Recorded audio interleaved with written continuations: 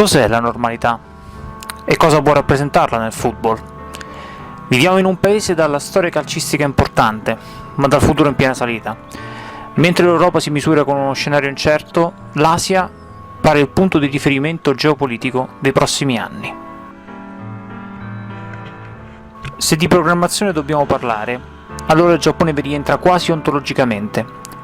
In un tranquillo pomeriggio primaverile ho vissuto un'esperienza che sognavo da tempo. Di fronte a un impianto da 60.000 persone e una sfida d'alta classifica ho visto che un altro calcio è possibile.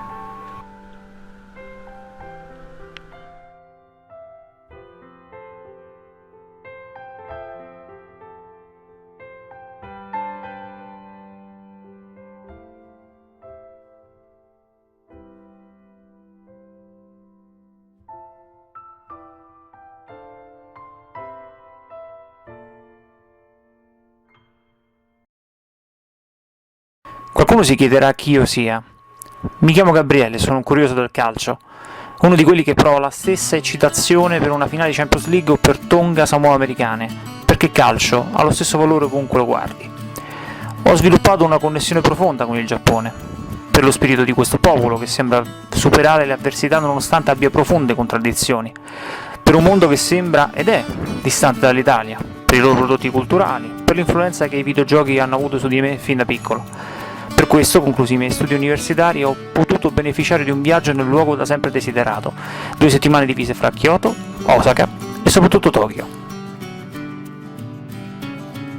Il calcio però è stato al centro del mio viaggio. Ho comprato una maglia di Shinji Okazaki e una del Kagoshima United Football Club, visitato da fuori quel gioiellino che è il Suita City Football Stadium, ma soprattutto ho potuto assistere a una partita di J-League, il Tamagawa classico fra FC Tokyo e Kawasaki Frontale. L'ingresso alla Ajinomoto Stadium è sereno, con persino un addetto del club che ci identifica in quanto stranieri e ci chiede come mai siamo lì per vedere quel match. Stupito dalla nostra curiosità per la J-League ci manda un ciao alla fine del dialogo e proseguono tranquilli verso il nostro settore. Sarebbe un derby, ma in Giappone le rivalità sono fresche e smussate. Tifosi del Football Club Tokyo e del Kawasaki Frontale possono camminare uno di fianco all'altro, senza alcun problema. Le squadre aziendali della Fujitsu e della Tokyo Gas sono diventate rispettivamente Kawasaki Frontale e Football Club Tokyo alla fine degli anni 90. Se i secondi hanno raccolto maggiori glorie a livello di titoli, la crescita del Kawasaki nell'ultimo decennio è stata prepotente. In quel momento il Frontale guida la classifica e gioca un calcio spettacolare.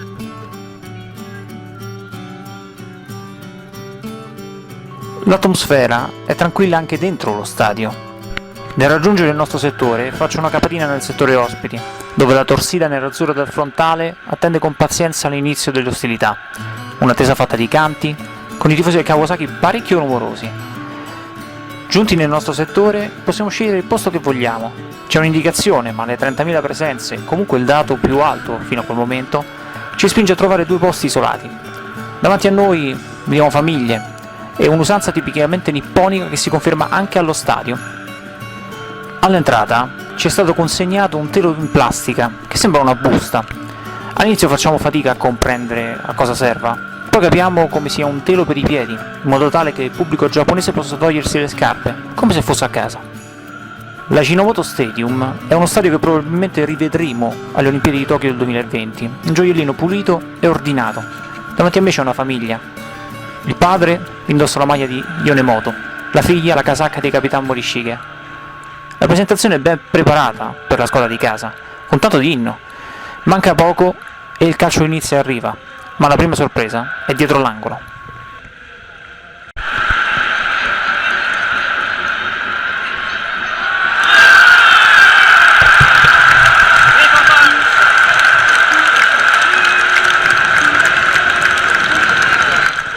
Su palla riconquistata a centrocampo, Nathan Burns fulmina in contropiede Jun Sung-ryong e il Kawasaki si ritrova improvvisamente sotto. Purtroppo per i tifosi di casa durerà poco.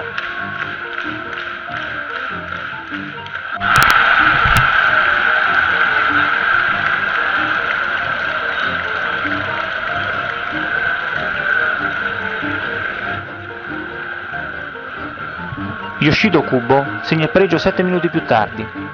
È l'inizio della leggenda, ma soprattutto è il primo segnale di vita del Kawasaki, con i suoi tifosi che, con mia sorpresa, possono sventolare tranquillamente le sciarpe in segno di giubilo anche nelle tribune, senza che nessuno li assalga o li guardi male. È la competizione, baby.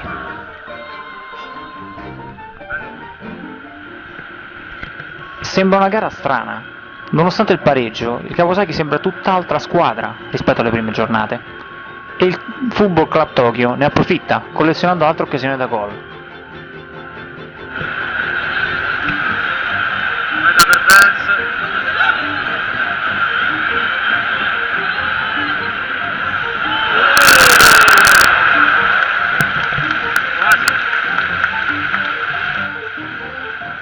Il secondo tempo cambierà parzialmente le carte in tavola, non prima però di un'altra sorpresa.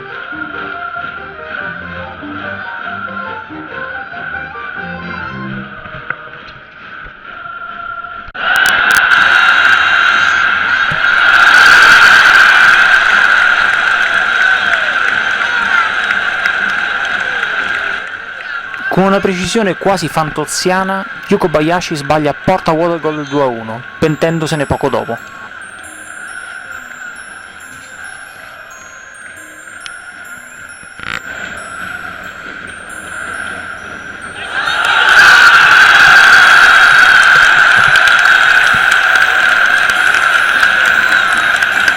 Due minuti più tardi, su un calcio di punizione battuto dal giovane Ogawa, Ryoichi Maeda si ricorda come si segna e mette dentro il 2-1 nella più logica delle leggi non scritte del calcio. Gol sbagliato, clamorosamente aggiungerei, gol subito. Quel che però Kazama ha capito è che c'è bisogno di un cambio di modulo. Esce Moriya, entra Noborizzato, si passa a 3-5-2 con Taniguchi in difesa e Del Signo a fare l'esterno a tutto campo. Molti non lo sanno, ma è la mossa che regalerà la vittoria al Kawasaki frontale. Purtroppo il Football Club Tokyo lo deve ancora capire. I padroni di casa hanno qualche spunto, ma sono troppo timidi, sembrano quasi accontentarsi.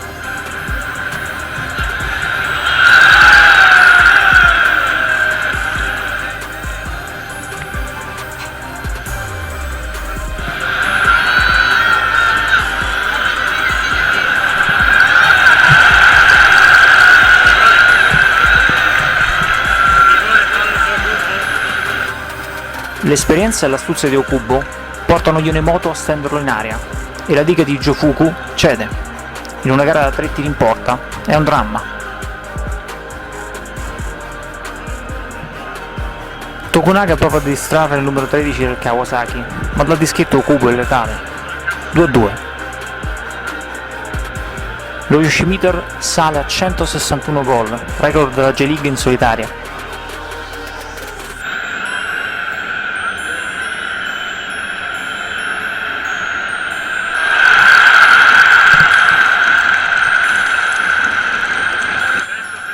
E ora Kawasaki può persino vincerla.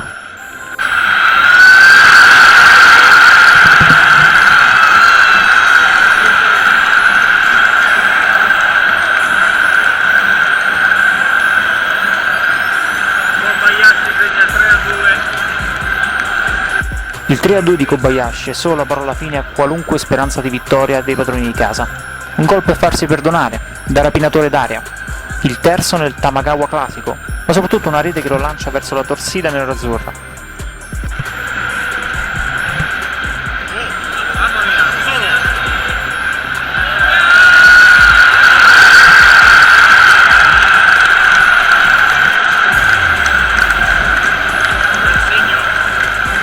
Il 4-2 di El Signo rappresenta la sigla finale di una gara che sancisce l'ottimo momento della squadra di Kazama. Non c'è più tempo per recuperare.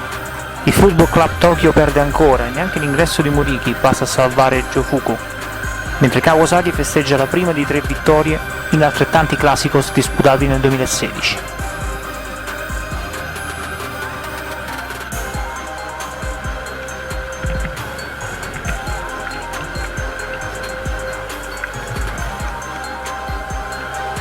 Quando l'arbitro chiude la contesa, si sentono alcuni fischi. La sconfitta è solo un antipasto della difficile stagione che aspetterà la squadra della capitale nel secondo stint sotto Hiroshi Jofuku, che verrà esonerato a metà stagione.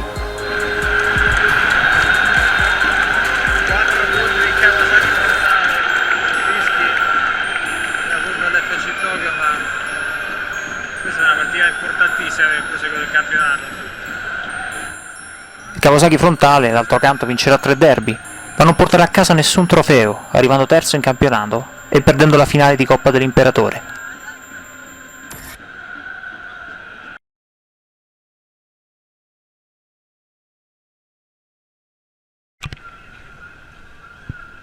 Mentre lo stadio si svuota pacificamente e con ordine, ripenso al mio viaggio.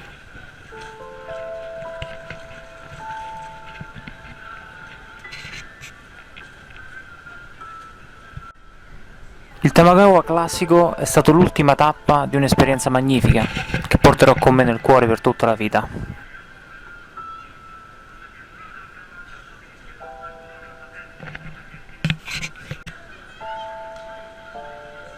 Il giorno successivo abbiamo ripreso l'aereo per tornare a Roma, ma quella gara, quella partita mi è rimasta in mente.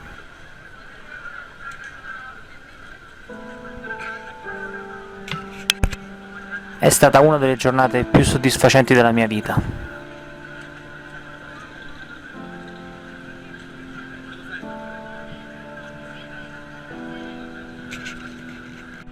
Anche perché in un paese calcisticamente giovane come il Giappone, il football è vissuto diversamente.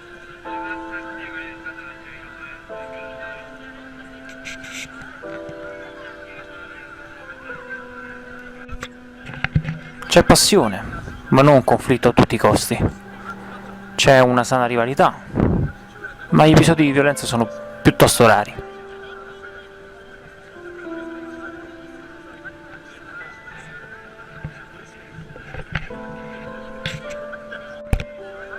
Per una volta è stato rinfrescante sapere che un'alternativa esiste e che oltretutto hai anche avuto la fortuna di vederla dal vivo.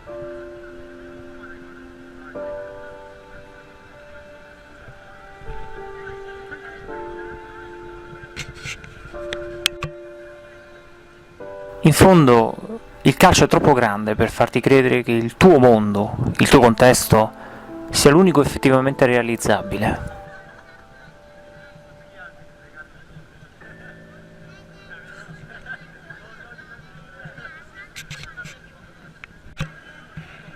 Volendo parafrasare un famoso telefilm italiano e il suo protagonista principale, se mai seguirò il calcio, lo farò con una convinzione: che un altro mondo è possibile.